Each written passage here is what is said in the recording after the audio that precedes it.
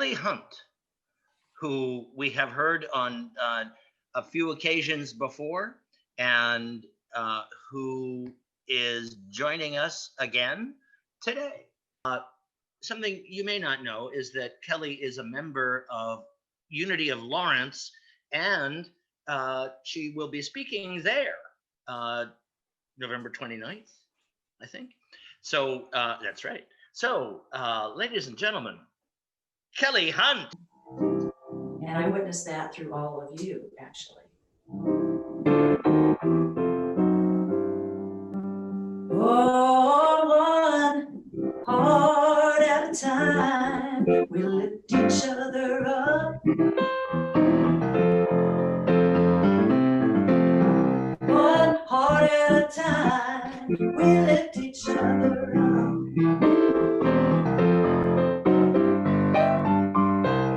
One day at a time, we lift each other up. One day at a time, we lift each other up.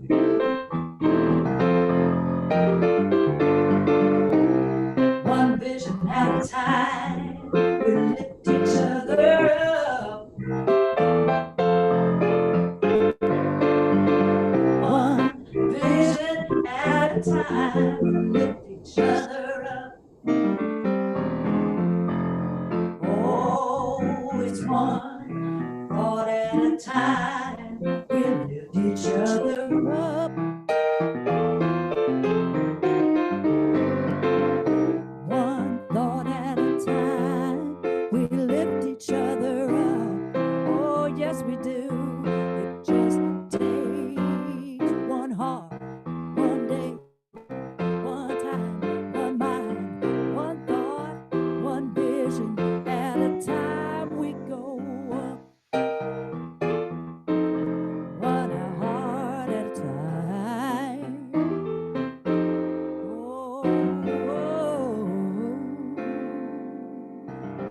And the reason I played this song this morning is because the title of my talk is Love in Action.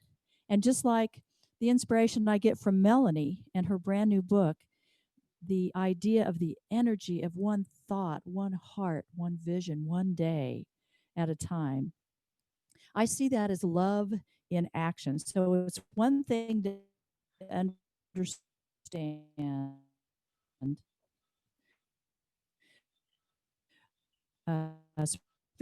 spiritual Gosh, we're even having trouble hooked up to the Ethernet. principles and teachings, but it's quite another. How can we put love into action in of that I've seen lately, and you might have seen this too. It's just work as a civil rights congressman and a person who's active in the world for not only himself but for others. So here's the story that I'd like to tell you today. This is the words of Congressman John Lewis, and he says, about 15 of us children were outside of my Aunt Seneva's house playing in her dirt yard. The sky began clouding over, the wind started picking up, lightning flashed far off in the distance, and suddenly I wasn't thinking about playing anymore. I was terrified. Aunt Seneva was the only adult around, and as the sky blackened and the wind grew stronger, she herded us all inside. Her house was not the biggest place around, and it seemed even smaller with so many children squeezed inside, small and surprisingly quiet. All of the shouting and laughter that had been going on earlier outside had stopped. The wind was howling now, and the house was starting to shake, and we were scared. Even Aunt Seneva was scared, and it got worse. Now the house was beginning to sway. The wood plank flooring beneath us began to bend. Can you imagine that? Oh, and then a corner of the room started lifting up. I couldn't believe what I was seeing. None of us could. This storm was actually pulling the house toward the sky with us inside it. And that was when Aunt Seneva told us to clasp hands. Line up and clasp hands, she said, and we did as we were told. And then she had us walk as a group toward the corner of the room that was rising. From the kitchen to the front of the house we walked, the wind screaming outside, sheets of rain beating on the tin roof. And then we walked back in the other direction as the other end of the house began to lift. And so it went back and forth, 15 children walking with the wind, holding that trembling house down with the weight of our small bodies. More than a half a century has passed since that day, and it has struck me more than once over that through these many years that our society is not unlike the children in that house, rocked again and again by the winds of one storm or another, the walls around us seeming at times as if they might fly apart. It seemed that way in the 1960s at the height of the civil rights movement, when America itself felt as if it might burst at the seams. So much tension, so many storms. But the people of conscience never left the house. They never ran away. They stayed. They came together and they did the best they could, clasping hands and moving forward and toward the corner of the house that was the weakest. And then another corner would lift and we would go there, and eventually, inevitably, the storm would settle and the house would stand. But we knew another storm would come and we would have to do it all over again. And we did. And we still do. All of us, you and I, children, holding hands, walking with the wind. That's an incredible story. And I think the most incredible thing about it is it's true. I can visualize that storm. Well, living in the Midwest, I think we all can. We know what that looks like. But I love that Aunt Seneca had everybody hold hands. And I feel like that's what love in action is. And that's what we are called to do in this life that we're living right here, right now. I love this quote by Rumi that says, "If everything around you seems dark, look again. You may be the light." Love in action. What does that look like? Well, according to 1 Corinthians, and I think we're all familiar with uh, this chapter and verse, we've all heard it over our lives, but I just wanted to review it one more time because it reminds me of just exactly what we're talking about. Love is patient. Love is kind. It does not envy. It does not boast. It is not proud. It is not rude. It is not self-seeking. It is not easily angered. It keeps no record of wrongs. Love does not delight in evil, but rejoices in the truth. Now, I know there have been times in my life when I thought, well, love may not be rude and not self-seeking and not easily angered, but I sure have been. It's a lofty ideal to aspire to. But I think the power of putting love into action is the thing that inspires us to do what that chapter says, which is love does not delight in evil, but rejoices with the truth. It's not easily angered. It keeps no record of wrongs. That's a big one. That's a big one. So I think if we look at ourselves and we look back over the lives that we've lived so far, I would almost promise you that every one of us has our own examples of love in action that not only we've done, but those around us. And I want you to just think for a moment. When have you experienced love in action from others? What has that looked like? And how can we do the same? How can we walk with the wind and help others? And I think one of the first things we can do is metaphorically hold hands and remember we are not alone in this. What affects one affects us all. What blesses one blesses us all. I believe that love is a verb and it's mighty and it's strong. Sometimes when we think of the word love, we think of, something soft and gentle. And sometimes we might equate that to romantic love or love that we have for our children. It's all of those things. But let me tell you what, as my friend Monica used to say, love don't take no mess. Meaning it's going to stand up and speak through us, it's going to act through us. When I think of the congressman and John Lewis and all he did and had to walk through in the name of love with no violence on his part, and yet he was beaten and he was jailed, and yet he persisted and walked on. And that, my friends, is the power of love. And that is a wonderful, shining example of love in action. And sometimes it takes us witnessing the suffering of others to inspire us to be that the hands, the eyes, the ears, the mouth, the person who will step in front of.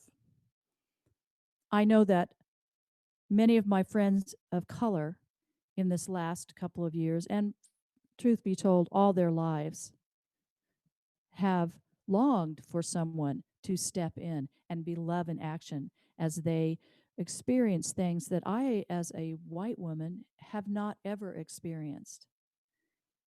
I've had friends who have gone to um, marches and protests, peaceful, here in the town that I live in Lawrence, Kansas, right here in the middle of the U.S. And they have asked their white friends, would you walk with me? Would you stand in front of me? I'll feel safer if you do. Have you ever had to have somebody stand in front of you to feel safer? What must that feel like? So, all that are not only standing in front of, but speaking and actively um, engaging in the world to not only protect, but lift up those who don't feel protected or lifted up. Love in action. Author Clarissa Pinkola Estes wrote, "My friends, do not lose heart. We were made for these times. Ours is not the task of fixing the entire world all at once, but of stretching out to mend the part of the world that is within our reach. Any small, calm thing that one soul can do to help another soul, to assist some portion of this poor suffering world, will help immensely. It is not given to us to know which acts or by whom will cause the critical mass to tip toward an enduring good. An enduring good. It takes us all to put into action what our words are, what we believe, and how we'd like to see our world. So, how do we do that? How do we put love into action? Well, one thing that we can do is talk less and listen more. Now, today, obviously, I'm doing a lot of talking, but when I'm out in the world, it behooves me to talk less and listen more, to understand where that other person might be coming from, to not try to fix, but to listen more. And then we know what the next best step might be. Be patient with one another. Oh, be patient with one another, and that includes ourselves. Be patient with ourselves. This morning, as we were getting online to the Zoom call, and my husband Al Berman is the one that helps facilitate all the technical side of what I do out in the world. All my live concerts online, the concert that's coming up at the Folly. He's here with me this morning. He's the reason I can be with you this morning. And we had some technical difficulties, and he did not give up, and he kept going, and he figured everything he could do to try to make it better for me so that I could be here with you today. That's love in action, my friends. And I think about uh, Jeff and Mickey there. They were so patient with us as we tried to fix and get ready, and Barb and everybody there that I've gotten to know at CUO who have become friends and who are a blessing to me.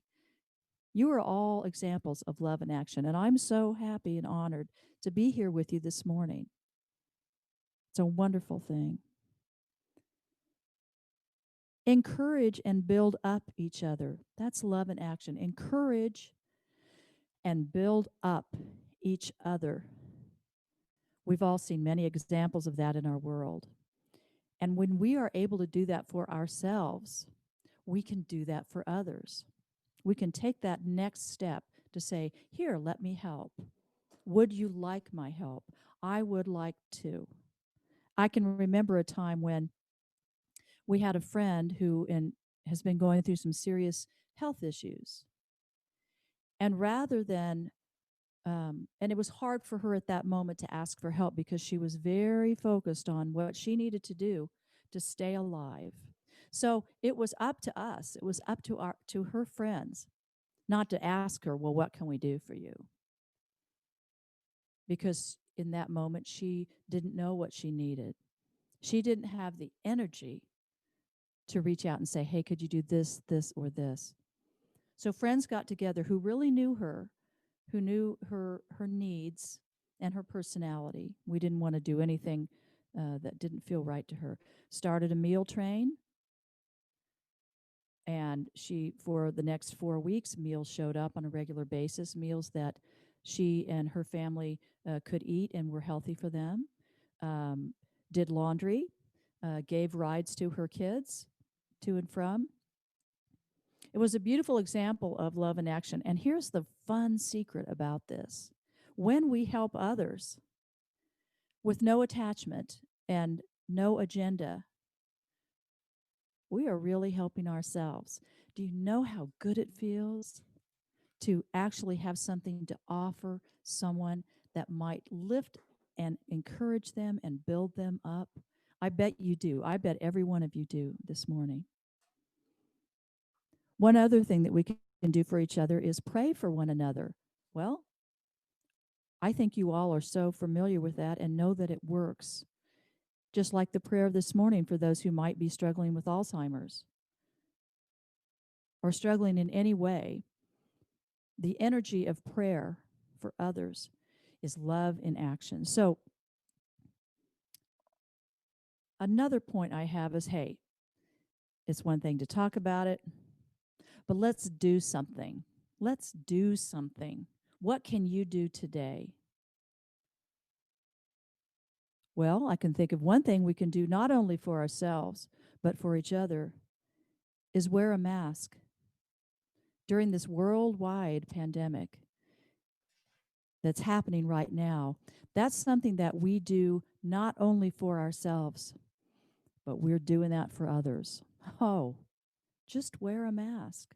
That's love in action, my friends.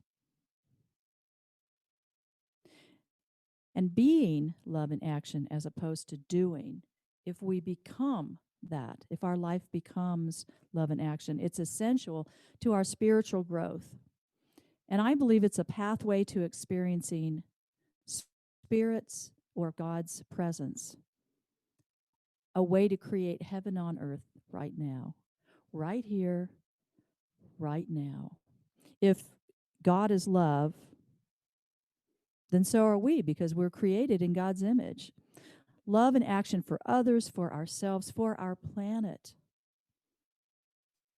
That's who we can be. And sometimes love and action for others is letting go.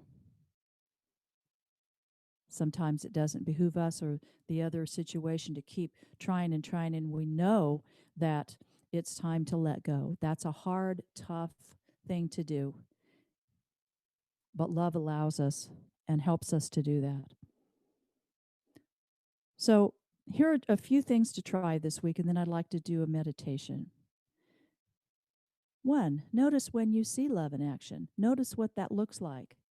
And you don't have to be out in the world to do it. You can see it online. You can see it on television. You can hear it in a telephone call with somebody. So notice when you see that and be willing, number two, just to step out of your comfort zone. Oh, be willing to step out of your comfort zone. What does that look like? Well, it might be that you reach out to somebody that you were hesitant to reach out to before.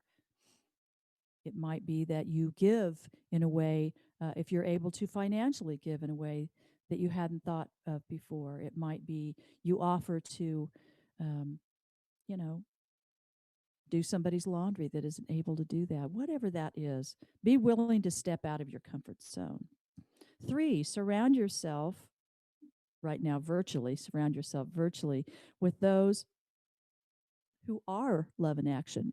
This community right here this morning, as you come together, I believe you are surrounding yourself with those who are love in action. Four, be bold. Just be bold. What would happen if you let yourself do what you knew you could do, but you've hesitated to do before, that benefits not only yourself, but others? Just give it a shot. What's the worst that can happen? And finally, and these don't have to be great, big, huge things.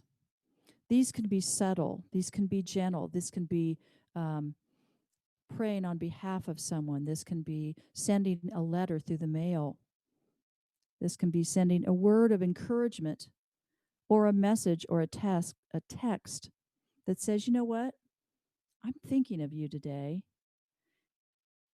And I just wanted you to know that. And doing that without expecting anything in return. And I think that's one of the keys, not expecting anything in return.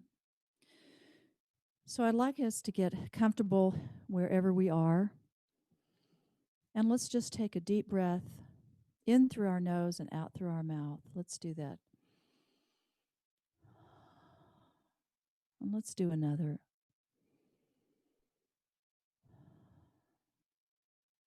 And as we allow ourselves to step away from our surroundings just for a moment, if you're comfortable, close your eyes.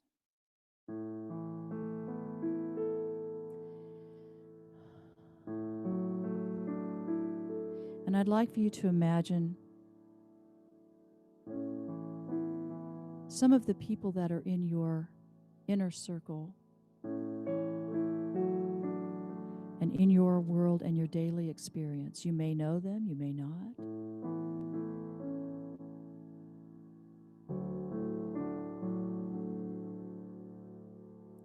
And silently, I'd like you to send them from your heart center the golden energy of healing, love.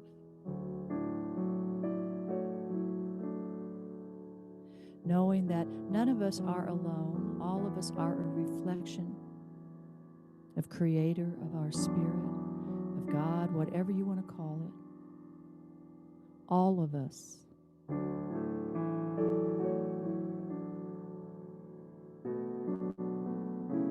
And we can see that beautiful energy surrounding that person.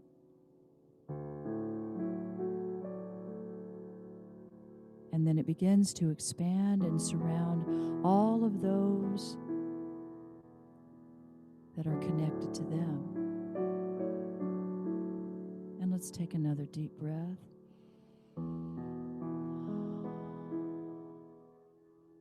And as we relax our shoulders and we can put our hands on our heart center,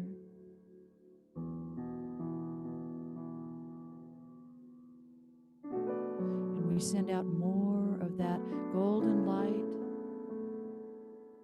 the energy of love.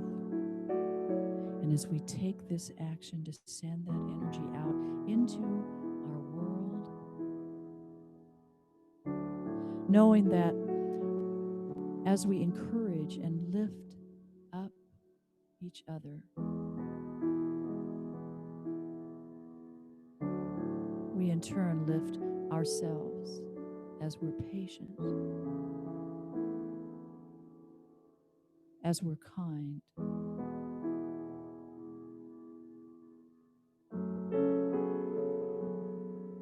as we breathe,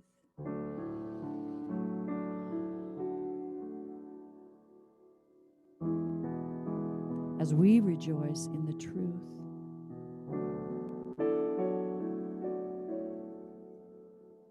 And we allow that energy to expand.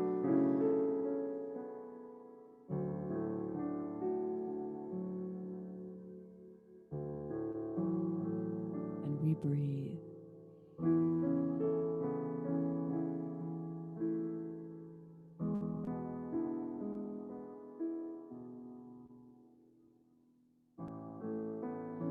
And slowly,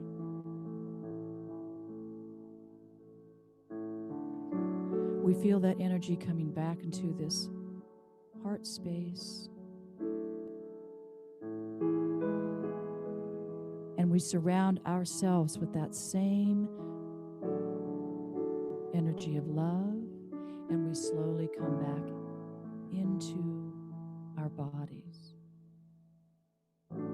We put our hands on our heart. And we remember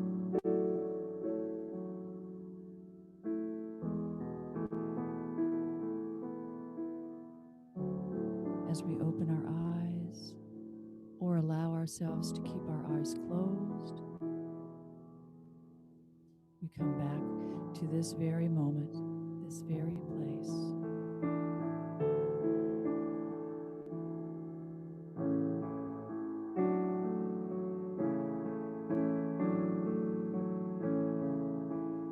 And we remember in this sacred time, in this sacred place,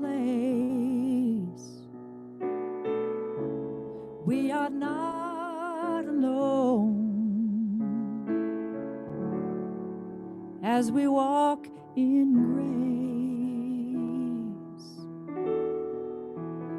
We are all walking. We are all walking. We are all just walking each other home.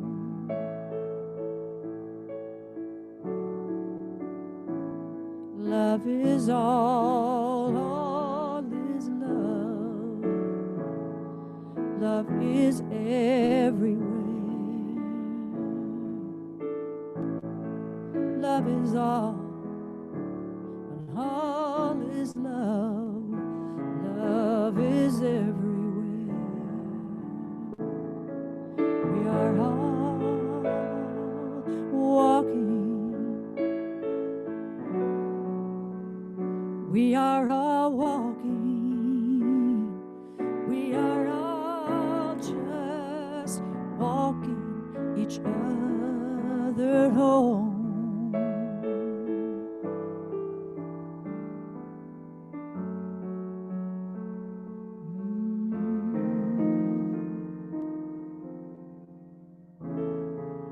Love is all is love.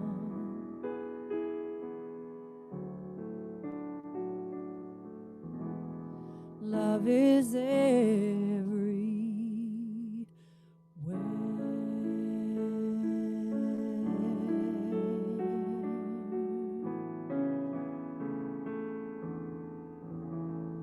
So I encourage us all to remember love is all, love is everywhere, and let us allow ourselves, as we are able,